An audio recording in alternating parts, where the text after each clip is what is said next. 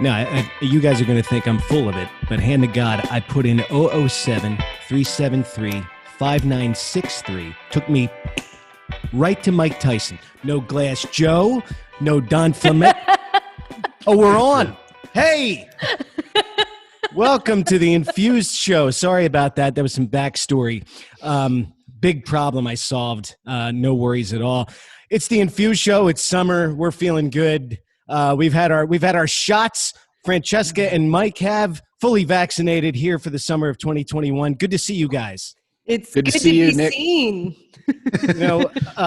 We're here, and yes, Infused show is brought to you by the Sales Joint, sales solutions that are crafted for cultivators. Go to thesalesjoint.com for more information on that. You could put in that Mike Tyson code. I don't know what you'll get. You might get to the final boss of the Sales Joint. I don't know. But it's the FDA. Today I wanted to talk with you guys because, you know, we were always monitoring the market, Mike and Francesca. And we know that 2020, we looked at it all the time to see what our next moves would be and to see what markets we were going to try to get involved with.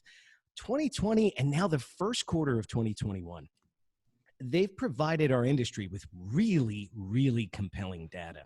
And it sheds a light on something that's of particular interest to us being in this business, but also as us as consumers in this business and creators as well. So the reports that we're taking a look at for our audience at home, we're seeing that the market is, of course, expanding and developing as more chips fall and more states fall into place. And as the industry matures, we're learning that the concept of branding looks like it's absolutely vital. It's a vital strategy for companies that want to have market share. And that might seem odd to some people, guys, because our industry revolves around a plant and something that comes out of the ground. But the data is really compelling for anyone with skin in the game. So before we talk about cannabis branding, I wanted to see if I could get your expertise here. And Mike, Francesca, you've done this sort of thing. You've been around the block. Can you tell our audience a little bit about what just goes into branding in general? Mike, you've done it. How do you build a brand in a marketplace? That's like eating a whale with like I hope this is the only question on the entire episode.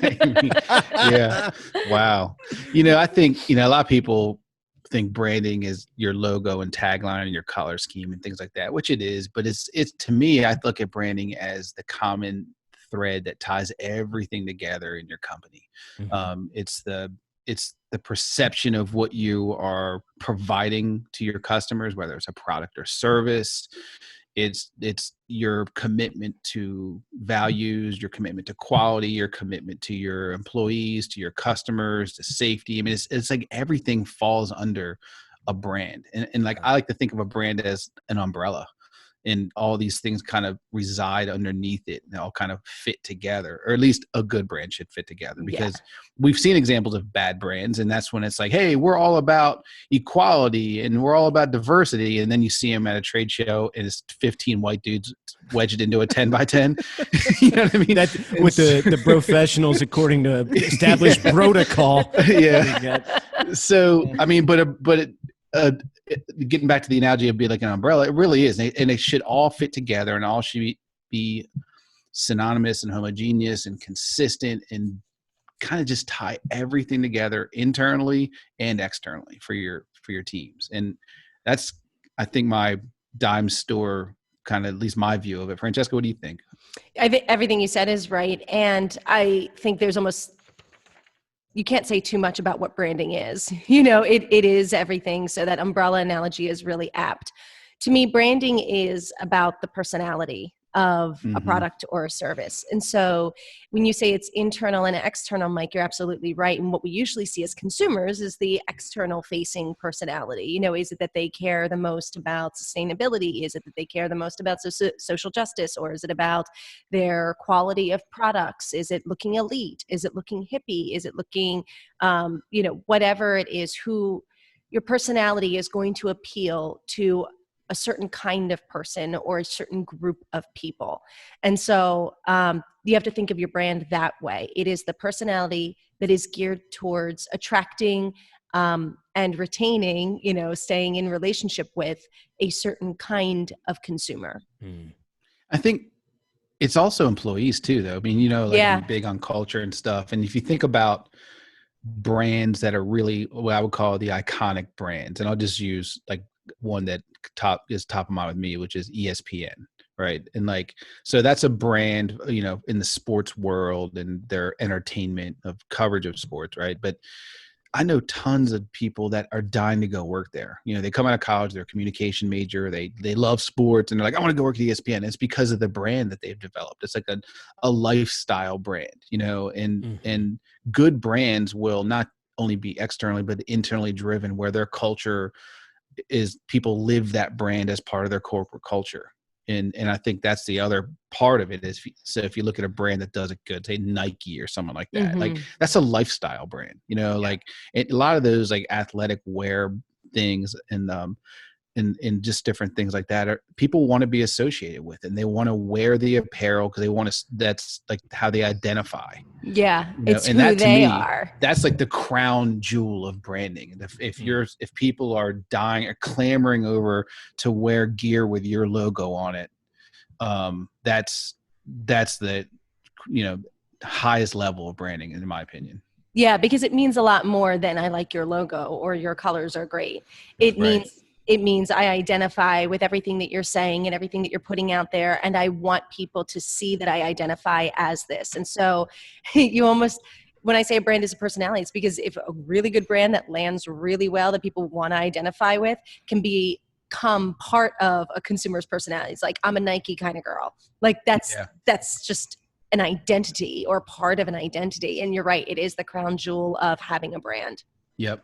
Some people get like real feisty about it too. Like my truck is a Ford truck, and I've seen that's like a good one to compare. Like this guy with like a Chevy, and they'll have a sticker on the back with like that Calvin and Hobbes or whatever pissing on the Ford logo. And like, classy. Oh, it's the pinnacle of class. Yeah. But I'm just like, what the, like, is it like, I'm into my truck, but I'm not running around like starting to fight over it. Yeah. I like running in these shoes. If you don't, we don't have a problem. It's a strange thing, but I tag it to that. I know I tried to serve you a whale in the first course, as you said. But the reason being, you brought us to this thing, both of you, that umbrella is a really interesting analogy, is it not? Because people do, great shoes to run in, but I also love that Nike's got I love that just do it thing. Somebody might identify with that. Somebody might identify with the way they're pushing women in sports and to have this attitude. It's like their stance in Colin Kaepernick. Like in fact, they don't stay out of the political realm. There's a lot of things like a brand can get into. The more a brand acts like an individual, the more individuals are going to identify with a brand. Yeah. And that's why, I love that we went in a direction here with Nike, because I mean, that is an iconic brand, and now it is a legitimate lifestyle brand, and it has been for years.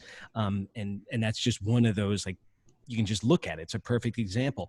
In cannabis, I'm really interested by what's going on in the past few years, and in particular, the data that we look at from Brightfield Group and MJ Biz had a really strong article at the beginning of this month on branding, because the cannabis companies that have had skin in the game since their states went legal, the cannabis companies that have been at work in Colorado, in California, it looks like those smart companies were really biding their time really well with working to establish a brand, not just making quality cannabis. Because I remember discussing with you, and before we were going to do this as a show, just looking at a statistic from Brightfield saying that an average, brand repurchase rate was somewhere along the lines of 88% in California and Colorado. That's almost insane. So they were using their time wisely,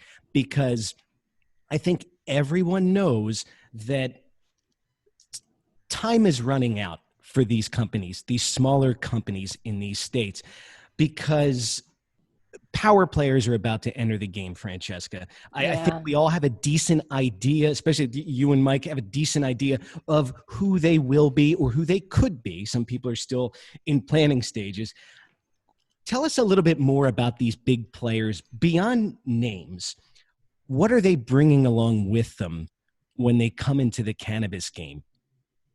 There's a lot that a well-established, well-financed, well-resourced, backed brand can do when they can, or a lot that they can bring when they enter the cannabis space. And I know the names that I've heard thrown around and talked about and written about in terms of entering cannabis are names that I certainly cringe at the idea of them entering. It's like Anheuser-Busch and Philip Morris and, less cringy names, but big conglomerates like Jimmy Buffett. So there's that man is a corporation in and of himself. Absolutely. He is, in fact, the epitome of a brand. Talk about a personality and a brand being synonymous, or a brand being a person or acting like an individual. He basically took who he was and turned it into a brand. Right. Brilliant. Oh yeah. That was not a knock. That guy hits home runs. Yeah. If it's not your thing, fine. It's a lot of people's thing, and it's funny. But anyway, like, we see these names sniffing around or already in or getting ready to go, and they do more than bring their names to the table, because a lot of times their names aren't going to be an asset when you're entering the cannabis space. People can look at you as a suit. People can look at you as the enemy if you're big pharma, if you're big tobacco, and you're trying to hone in on the cannabis space. And I'm certainly one of those people that would look at them as the enemy or be a little like, you're ruining it. But the fact of the matter is that they have a lot established. They bring an established consumer base, and that means people already know the names, so they know to look for it. They know to trust it, to identify with it. Yeah, exactly. They've used it before. They're already identifying with it, so they can use it in cannabis, and it can translate. It's like going to Olive Garden in Times Square. It just, you do it because you know what you're going to get. So they bring that consistency. They bring experience, a lot of experience. They bring a ton of money, of course, which is huge. And one of the biggest ways that they bring money is that they already have an established supply chain. I mean, they can fill every possible gap that operations has. And so having that distribution, the logistics, the ability to scale their business is huge when entering this space, because that's where the fight gets super unfair, not just in the wallets, but in the scalability of business. And somebody's already set up to scale. They've already done it a million times in a number of industries, and they're poised and ready to do it again. And they have the deep pockets and the resources to last for the long haul. So that's what we're going to be seeing. Yeah, this is a problem they've solved thousands of times already, in terms of saying, oh, there's a new product to bring to market. Okay, we've already got that recipe figured out. So they just plug in any product into their machine, and they can let it rip. And I think this is a different product. It's going to be different for them to handle. There's going to be nuances they're not familiar with, and their experience is going to be, they're starting from scratch in certain areas. But by and large, everything you said, Francesca, is exactly right. I mean, they have the ability to go, from zero to hero fast because of their infrastructure and because of their ability to overcome logistics and supply chain and difficulties that a lot of companies struggle with. And I think when I think about big players coming into the mix, one of the things that I didn't think about till we were just talking about this was use Buffett as an example. He's got his established finhead community out there. His brand's established. As soon as he rolls Coral Reefer out, he's going to have people excited to buy it. Or any celebrity brand, they as soon as a celebrity attaches their name to it, there's going to be people that are associated with that celebrity and that are now automatically going to associate themselves with that brand. If you were starting a brand on your own in California, and let's say you started it 10 years ago, and you come out and you go, here's my brand, I'm starting from scratch, I have a handful of consumers. you don't have any of that existing infrastructure, existing fan base, so to speak, that's going to immediately identify with your brand. They've had to build this from one person at a time over years of kicking ass and growing great product and quality and consistency and safe products. And that's a huge difference because, I looked at like the MJ Biz study that we were talking about, talks about like relative market share. So for flower, as an example, there's 28 brands that are 50% of the sales in California. That is like crazy that, it's that few of brands. Yeah. The leading brand is 4.7% of the business. Washington's very similar. There's 30 brands that are 47%, with Fat Panda being 7.7%. So when you look at that, those two brands in and of themselves have been grinding it out to build their brand over the last 8-10 years or whatever it's going to be. And in a matter of months, probably some big name corporate weed company can come in and take a big chunk of that. Yeah. Because of their established fan base and their established infrastructure. And to me, that's really scary. And they can go cheaper. They can go wider. They can go faster.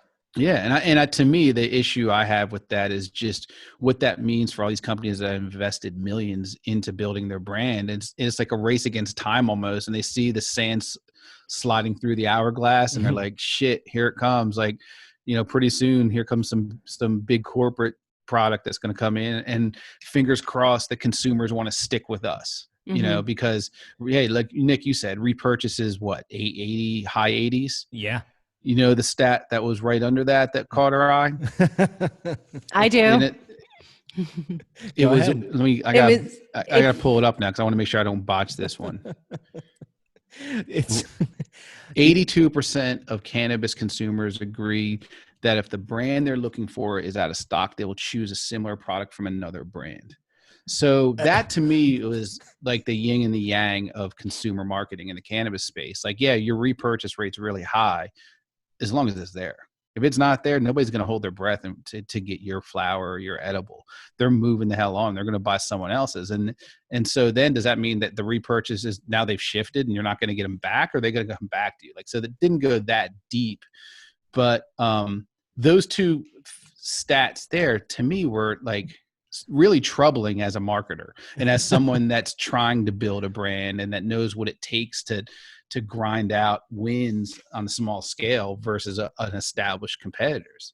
So to me, it's super fascinating. It's fascinating. And you said that the one thing that I don't know if people, people that can't go behind the curtain understand. It's that idea of, but your product has to be on the shelf.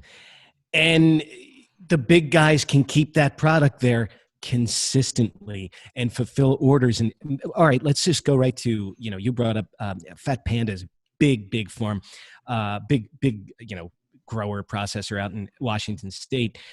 We worked that state for years. We worked it really well, trying to get the little small tier farms on the same shelves as Fat Panda. And if a client came to us and said, yeah, I want to get in X amount of stores this year. I want to get these stores in that region, and I want every tribal store that's run there. Okay, that's our job. Even if we went in and opened up all those doors, Mike, you were in on these meetings. Mm-hmm. If you don't have that operations side, that's the poison pill that people really don't understand unless they kind of work in a certain role in this game, and it can just be fatal. It can be the Achilles heel. Yep. So that being said, and those established corporations bring all those things with them when they get in the game, the ability to scale because of resources. You have the resources, you have the money and the bandwidth. Those things aren't problems. Can things still go wrong, Mike? I mean, hey, you got financial clout and you want to get into cannabis. Living on Easy Street, right? Yeah, it's a lot of people would think that. I mean, but I have two words for you: MedMen. Oh, I mean, that's a great example of where they had a good brand, and then they want to go and bring in a high and expensive outside executive team, go and buy up the most expensive real estate in every major city, spend money like drunken sailors, basically, and assuming that was going to spending money was an indication of success. Yeah. And, it's kind of funny. I think like a lot of big corporate people view a marketing budget, an elaborate marketing budget, as something that's like establishes their credibility versus an effective marketing budget that does what it's supposed to do. And I think that's where a lot of this went wrong. I think they looked and said, let's just spend money. It's going to go wild and we're going to be a huge IPO and everybody's going to jump on board. And it just didn't happen. And it especially doesn't happen when you don't pay your suppliers. And then word gets out and now you can't pay rent. And now, so it's, that's an example of a ill-conceived strategy based on just spending money without understanding the market and the consumers and the product. And I think that's a good example where it demonstrates that just big corporations and throwing money at a cannabis establishment doesn't guarantee success. But there's plenty that do it correctly too, out there. But it's not a guarantee. What do you think, Francesca? Yeah, it's definitely not a guarantee at all. I think, MedMen is the greatest example of that. It really is. And you can have money, you can have clout, you can have a following, and you can still fail in the cannabis space because there are challenges in branding cannabis that are non-existent in every other industry, pretty much. I mean, when you're growing tobacco and you're making cigarettes, people aren't looking at it the same way they're looking at a joint and I think this is a difference that most people have yet to understand. When you're a brand in cannabis, you have to deal with patients and with recreational users. And so if you are branding yourself as a medicine or as a recreational, like you've got to speak to both audiences. And that means that if patients are using your brand, they need to have a repeatable, predictable reaction or experience every single time. And that consistency becomes key. So you can absolutely fail because consistency with a national cannabis brand, that is hard. That is really hard because we're talking about a plant and shit changes in just a little change in the makeup of the plant, how it expresses, how it grows, what it grows in, all of that is going to affect the end user. And it doesn't matter how much money you throw at that problem. The plant does not care. So you've got to be aware of that. I think there's definitely brands that do it well, but that doesn't mean that they don't suffer. Yeah. I know one that we work with is cookies, right? Yeah, it's hard to find. They might have the strongest, if you look at it from another, they check all the boxes, I think, Definitely. And even like Mike, when you brought up lifestyle brand, look at how much gear cookies sells in everything from rolling trays to hoodies, to you name it. And I think it's hard to find a stronger brand in the game. That Burner knows what he's doing. There's a guy that has and always had a legitimate connection with the actual plant. He's an OG. And so he could build a brand on that. Yeah. But even when you build a brand on that, you can still struggle in certain ways because national brands, I think, are tough for anything, particularly plants. When you're dealing with plants and genetics and overseeing that kind of national brand is tough. And then there are markets that we read the same reports where maybe that brand just doesn't connect with a market for some reason. And Colorado is a great example because they've been dealing with this for years, and they might have a affinity for a particular farm, and those dispensaries out in Colorado have house brands that some people prefer. It really is interesting, and it is all about that consumer behavior, Nick, like you said, because if you're in Colorado and you've been in cannabis for longer than anybody, you're not going to be as easily impressed by a new name and a hot logo and all the talk and the buzz. It's like, okay, I've seen this a million times before. Right, exactly. And now it's like, yeah, that's good. It is good.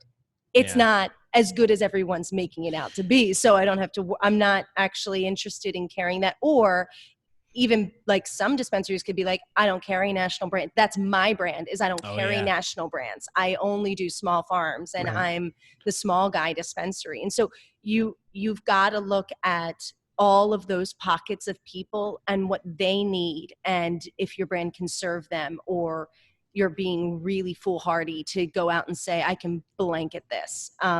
Celebrities, like Mike said, are, you know, a great example of launching national brands. You've got, you know, the obvious people out the gate like Willie Nelson and Snoop that of course are going to be turned into brands, and they do it very, very well. And then the more they capitalize on it in terms of their names, potentially their brand health or the perception of their authenticity goes down. And you're like, oh, Snoop's doing a deal with the devil over here? I don't like that. Or, you know, Willie's Reserve stuff, isn't that freaking good? So I know Willie smokes a lot. I know I'm not smoking the same stuff he's getting. So if you have those experiences, suddenly your brand can plummet really fast. But celebrity brands are easy because it's like, it's the same way they sell face cream. It's the same way they sell their clothes and their shoes and stuff. It's like, I want to be like Michael Jordan. I want to be like Kristen Bell. I want to be like Martha Stewart. So I'm going to do the things they do by buying the things they buy or they say they buy and use. Right. That's quality celebrity branding, but it doesn't always work. Do you think people are soon to, if not already, desensitized by a lot of this celebrity branding in cannabis? I think the immature consumers are going to always latch on to that. But the mature consumers, the ones who are more sophisticated and knowing what they're smoking or doing with the plant, I think they become real like, that's cute. It doesn't really matter to me. I only care about the quality of it. Right. And I was listening to a podcast, and Seth Rogen was the guest, and he's talking about a brand he has. It's just flour, and then he's got a bunch of other like home things like lighters or shit like that. But as I was listening to it, I was like, for fuck's sake, another guy with a brand. And it's like, don't you guys have like enough money? Why do you need to do this in this space? Is like my gut reaction. I get a little defensive about it. Like, but I just feel like it's like it's almost like too much, to where now as soon as I see a celebrity brand, I'm kind of like almost weary of it. I'm like, whatever. It's I'd rather just stick with what I know is good, and I don't really give a shit what brand it is. And if you're looking at the specs, it doesn't matter what label's on it. But I am a sucker for a really good label, though. And I think it depends. Like Mike, you and I are like, you, me, and Nick are in this all day, every day. So we're very hyper aware of how many brands are coming into the market and all the celebrities that are getting in and cashing in on this and everything. And so we're a little exhausted from it because we see it day in and day out.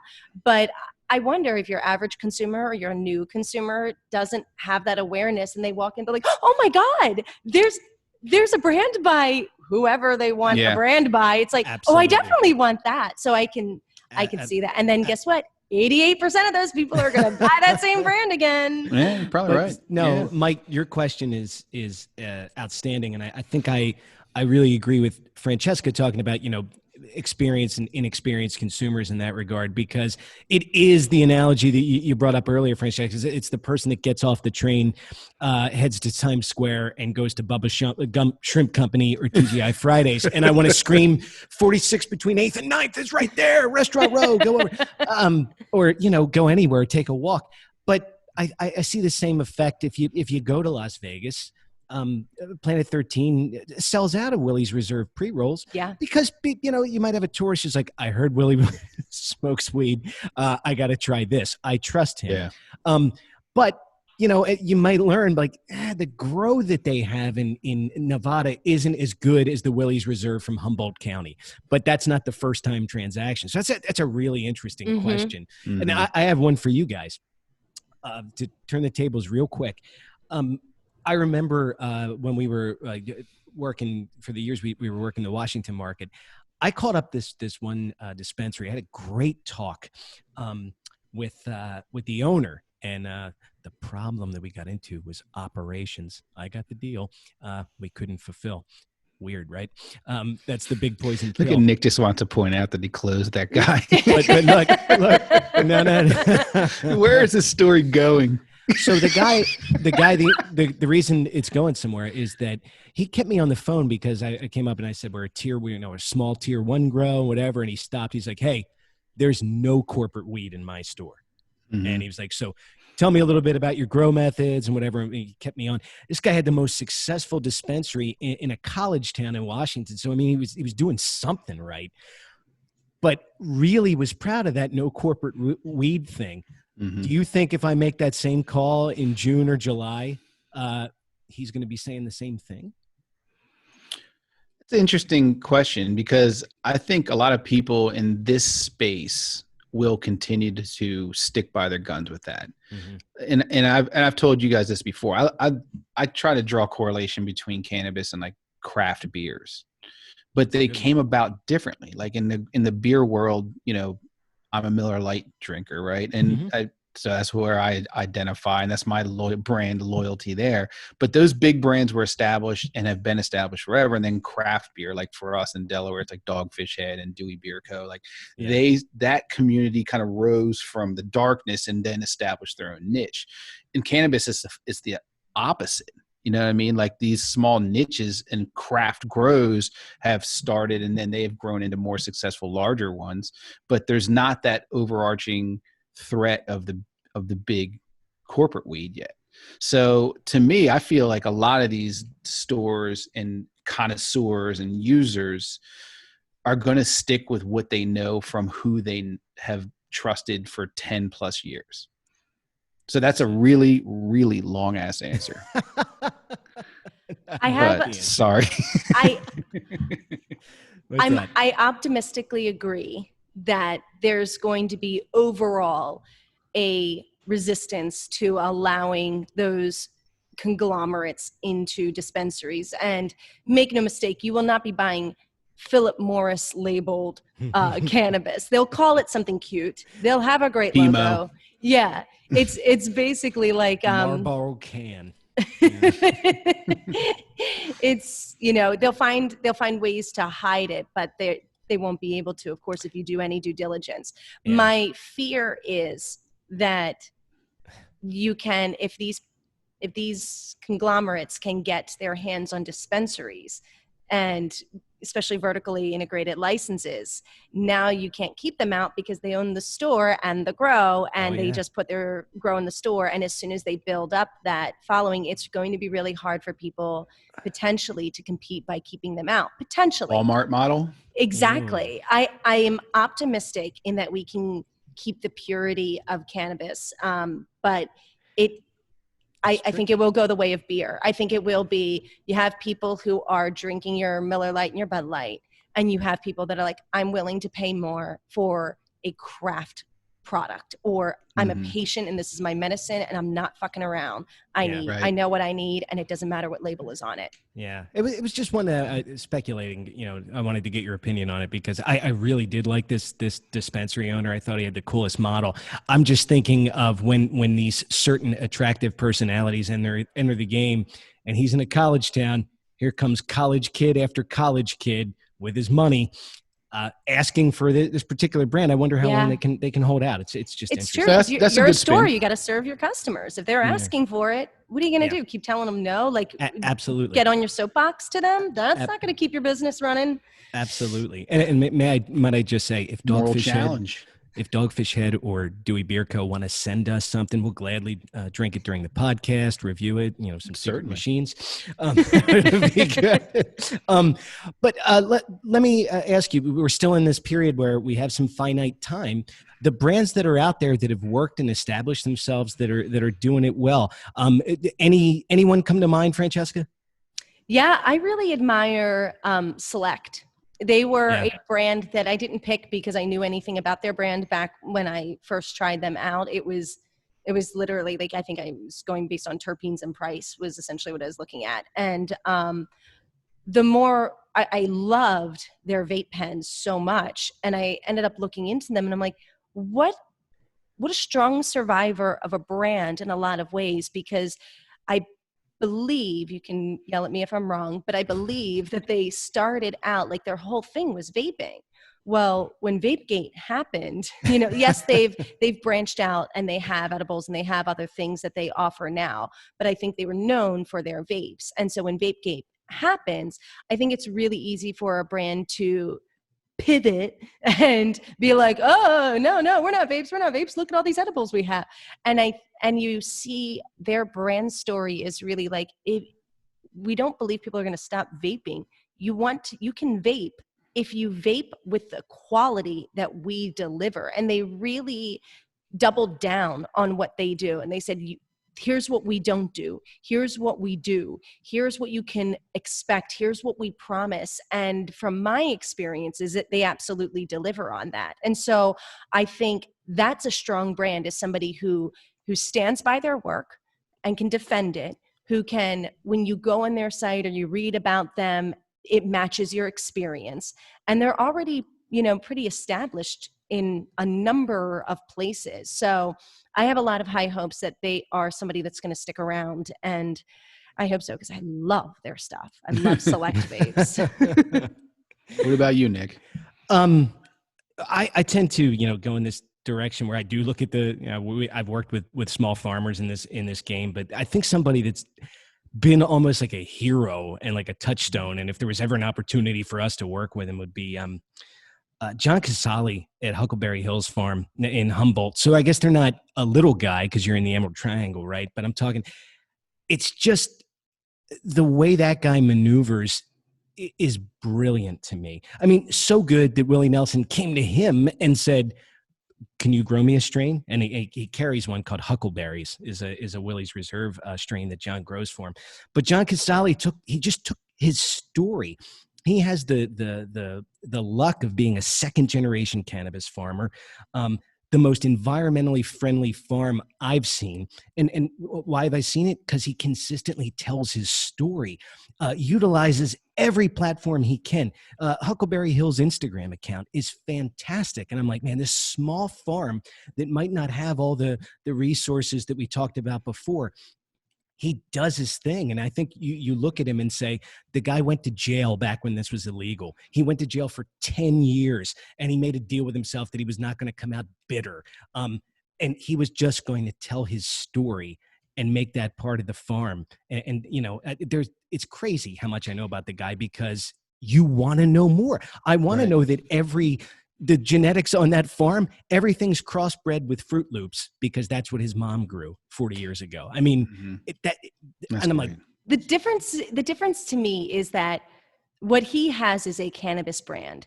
What is coming are brands that are trying to get into cannabis. Ooh. There's a huge difference there.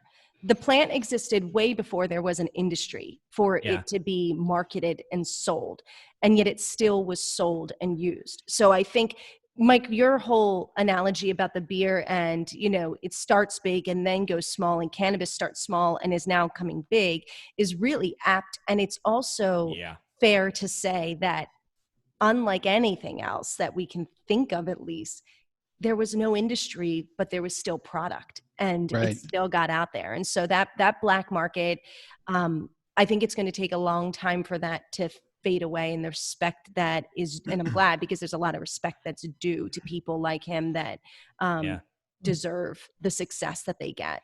But he's a real cannabis brand for sure. That's what that's like a model. Yeah. Yep.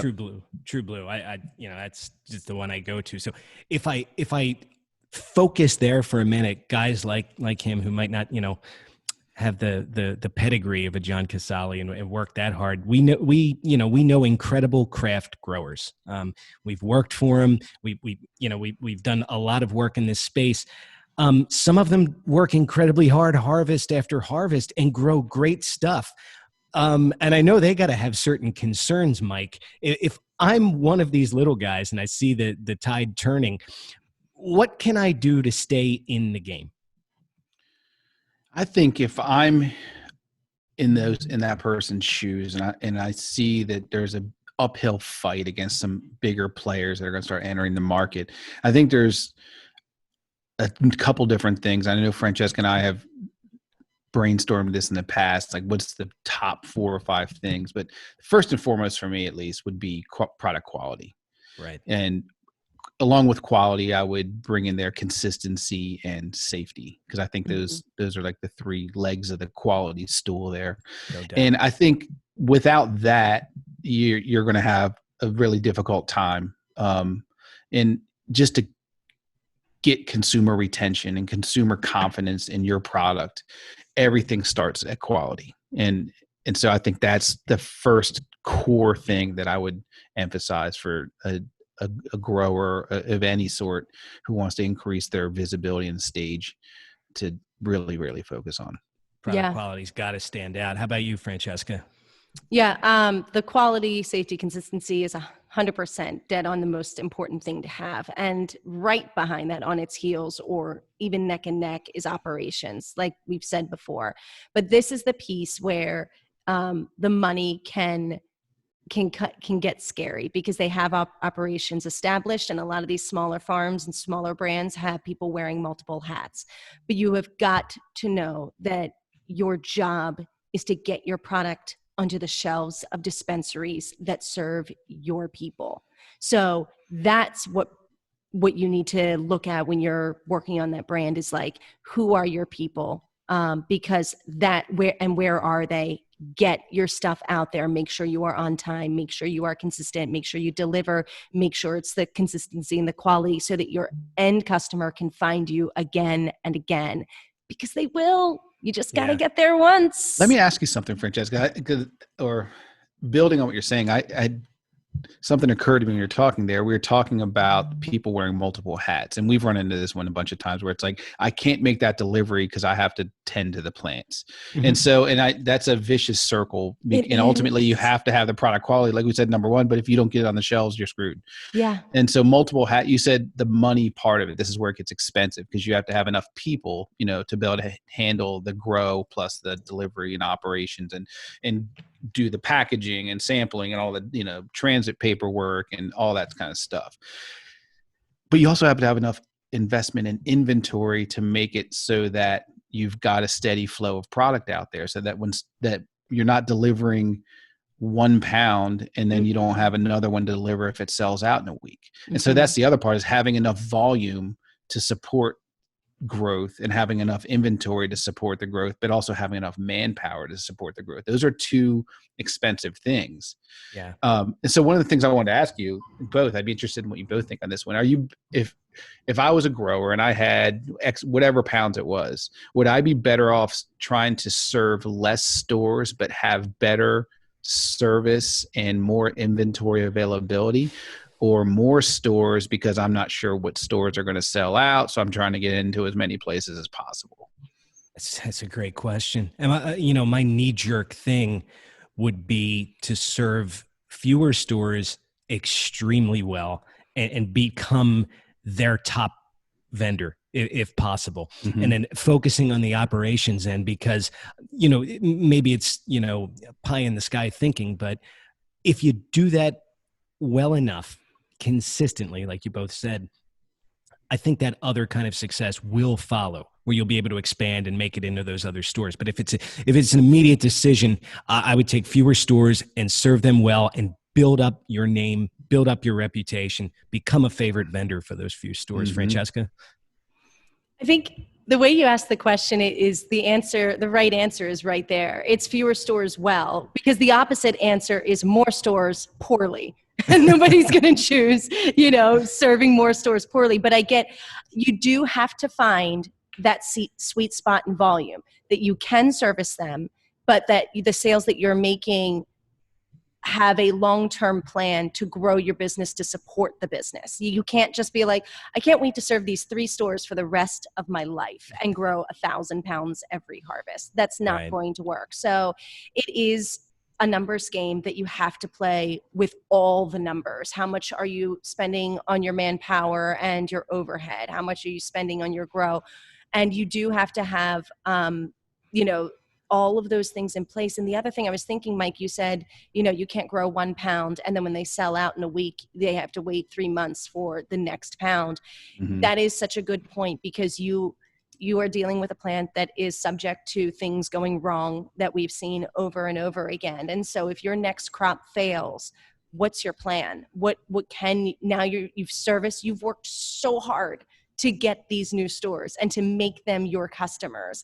How are you going to save them from going somewhere else, from losing that shelf space? So the answer is absolutely fewer stores because you can build a reputation as a brand, and that is going to grow your business as long as you can, focus with a growth mindset. Yeah, I'm with that too, but I feel like it's what a lot of growers don't do. I feel like a lot of growers right. get me in, that's what they hire us for. Get me into more stores, get me into more stores, blah, blah, blah. And so we do that. And Honey, then you can't handle it. You can't handle more stores. Exactly. And that's what that's the part that it's frustrating. It's really, it's like the chicken and the egg. What do you want? I'm in, 50% more stores, but 30% of those hate me because I don't deliver. Yeah. So now your brand is damaged. Yeah. Or I got shitty shelf space because they don't really like me. They don't know if my stuff's coming or not coming. So I'm in the bottom corner over there where nobody's going to see it. Yeah, you're so right. It's so frustrating when that happens. And man, you've got to be in it for the long haul. If you are there to be like, get me in and panic and like get in all these stores for what? So you can blow it? No. Yeah. Yeah, exactly. That's why it's always an interesting thing. Good question. It's a great question. Sorry, Nick, I hijacked your part there. I love it. It always makes me think about, it's like the Mike model of, we can work together, given these things, whatever. And then you guys want us to go see the farm. And you want to say, what are we really working with here? What's the realistic expectations of what we can do together? It really is interesting. And that all comes from operations. Yeah. So that, just to bring you back to the answer to the question, is like product quality, safety, consistency, and operations are two of the most important things that you could possibly have. I remember we went to a farm, and we're not going to say who it was, but there was talk about a lot of volume that was going to be available for us to sell. And we went to see the farm. We were there, and we went to the area where they do the drying and trimming. And there was two ladies that were, I think they were part-timers, maybe they were full-time, but let's just say they're full-time. There was two ladies working there, and a mountain. They literally were sitting on a mountain of bud. Yeah. I mean, there's no way they would have got all that trimmed in 10 lifetimes. No. And so that was, to me, like a red flag, was saying, okay, well, this is going to be a problem in terms of capacity, because there's there's no way they're going to be able to fulfill orders. And also, it was a butt ton of different strains too. That was the other thing. Seriously. It was like, how many dozens of strains do you have? And like, I'm not sure where it is in this mountain of trees that's in this room. Yeah. But like those sorts of things, that's why I want to go see places, why I want our team to lay eyes on who we're working with, so that way we know, like, hey, he says there's a lot of available product, but it's far from ready to go out the door. Yeah. It's fascinating when you actually get your eyes firsthand. Since the whole thing is we've been talking about branding, like you guys have done this. People hire you to do this in your past work. I'm a farmer. I don't have a branding team, or I can't hire anybody. But what can I do to brand better? Is there anything quickly you can tell these guys? I think the easy way is attractive logo and packaging, and do what your friend at Huckleberry does, and have just a relentless, consistent approach on social media. I feel like that is, if I was going to say, here's a couple quick hitters, I think that can make a significant improvement in differentiation. And when you do share everything on social media, share your why. Share what you stand for, share your personality, share, because when it comes down to it, if there are, 10 brands that have Blue Dream available in a store, how are you going to pick which one you're going to actually use? And it could be because you connect with a brand being like, you know what? I love Blue Dream and I have these 10, but of these 10, only that one actually donates a portion of their proceeds to help get plastic out of the ocean. And so I'm for that. I get to do a little 2-for-1, a little feel good with my feel good. I'm down. So I think you've got to, when you work on your brand, be absolutely authentic. Do not bullshit people. They will be able to smell it a mile away. Yep. But yeah, you're right, Mike. There's logistically the low hanging fruit. You've got killer logo, great packaging, and who you are and what you stand for are big for your brand. Those are pretty lower budget too, when you really think about it. Like social media is like, you know, it's your time and maybe some other people on your farm taking pictures, telling stories, being creative, and telling your story in an authentic way, like you were saying, Francesca. That's so critical. Yeah. And that follows into like my big thing for small growers, and I've worked in this role for them too. It's communication. That would be my. That is the one thing that, you know, you can do better than the big guys. There's no question about that. Right. You're no one is getting Jimmy Buffett on the phone because a strain of Coral Reef or Blue Dream wasn't up to par. But if a store has a problem with an order, you can get on the phone. You can get that feedback, good or bad. You can fulfill needs. You can ask them what's it. Keeping retailers informed of what's going on with you, with your grow, and the same token, listening to what's going on their side and remembering it and communicating effectively. I think that sets a grow operation totally apart. Yeah, it totally. I'm not sure anybody does that. I'm not sure. I mean, if you think about everybody we worked with in different states, how many of them would you consider to be good proactive communicators of, say, delivery issues or quality issues that they're one? Okay. Offline, I'm curious who that is, because I had a goose egg rolling. I didn't have anybody in mind. But it's rare, though. I mean, I think we'd all agree that communication that's another thing that's free to do. Yeah. And you want to talk about how to differentiate yourself and establish yourself as a top end, reliable supplier to a good dispensary. Like, just communicate. Yeah. Part of why Cookies does so well is because it's burner. I mean, not part, it's burner. Like, people want to reach him and I'm sure at certain levels he was very reachable for certain people. And so use that size, that nimbleness, that availability to your advantage, because it's impressive. I mean, you might be small comparatively in the market, but it's a big deal if an owner of a brand or the name that I bought is contacting me or available to me to help me with something. That's very, very powerful and should always be used as a brand advantage. And so think about this. Say you're doing a demo day at a store. It's an important store. And it's two tables. One has a sales rep who's been there for 3 months that won't be there in 3 months from now. Or the other table has the owner, operator, and, you know, main driving force of that farm. Like, you know who you're going to be more impressed by. Yeah. I also know who's going to know more, who's going to be able to answer all of the questions, who's going to want to have a conversation about their stuff with me. Because I'll be like, oh, so what's the story behind this? Gets far more interesting when it's the person that actually started, that lives the story, versus somebody who was trained on the story in, 2 hours. And knows part of the story. Session. Yeah, right. Exactly. Got the script for the story, but doesn't live it. Yeah. And it's just like, it's like things that your folks try to teach you when you're young. Even if it's bad news, give it to them. Be upfront. Like, damn, the weight in this is off because there was an early frost. It's farming. Cool. But you told them up front, you communicate. Like, it's just, and I agree with Mike. I don't know many in the game that do it or that do it well. So that's and there's just no guarantee of success with, I think that's ultimately like what my takeaway is from this Brightfield study on branding, is that branding isn't a guarantee of success, but it is your best way to succeed in the cannabis space. So you have to do it. There is no doubt. There is no option here. You can't be some brandless, fairy tale Cinderella story. Cinderella's a brand. It's a story of rags to riches. So you need to do this, and you need to know that it can still fail if you do it. But there are certain things that will cost you next to nothing except your time and energy that will make you more likely to succeed. You must do those things. I agree. And There it is.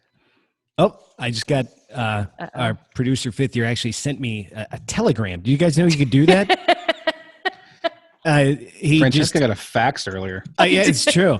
But I have an update. I have an update here back. This is an update telegram format of the status of Delaware's cannabis situation right now, if we're going to go legal or not. Beyond this podcast, nobody cares. beyond the three of us, Frank, this is just a blank paper. That's ridiculous. Yeah, that's about where we stand. Speaking of the first date, guys, we're rolling into summer now. Like we said at the end of the beginning of this podcast. Is there a Delaware destination or business that is associated with the season of summer that you look forward to getting back to this year?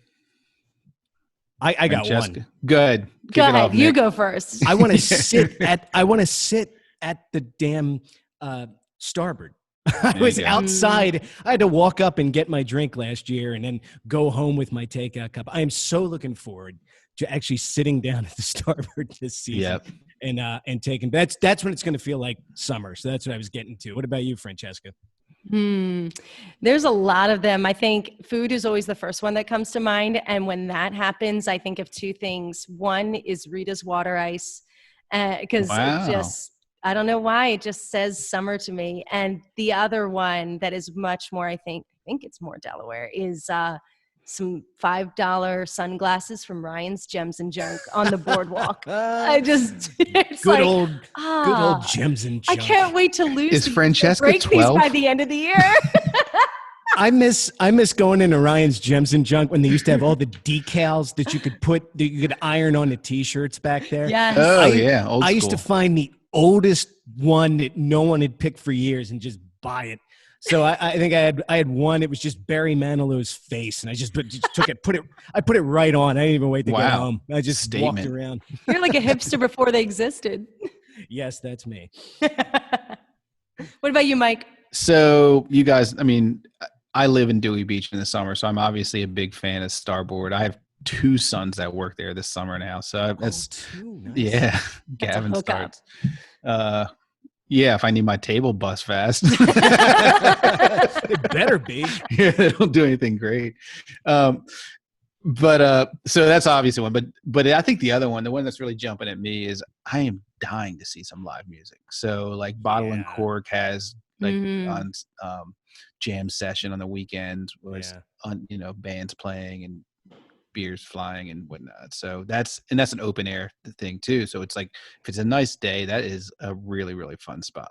That's a way. So I am definitely excited for some outdoor summer action, like chomping at the bit. Oh my God. Yeah, absolutely. Francesca picked the ones that are all for 12-year-olds though, like water ice in a junk store. Well, I like that we can do this for she goes under there $10. all high though, and it's different. Yeah.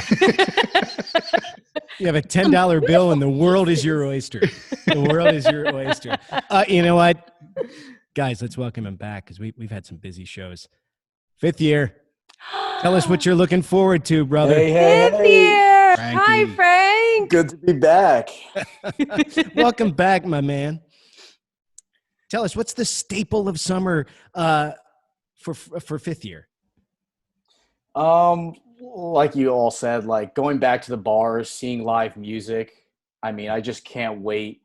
But I'm thinking the lines this year are going to be ridiculous because nobody's sitting on their ass this summer. Yeah. Right. Everybody's been biting at the bit to get out there and go see everybody and start partying again.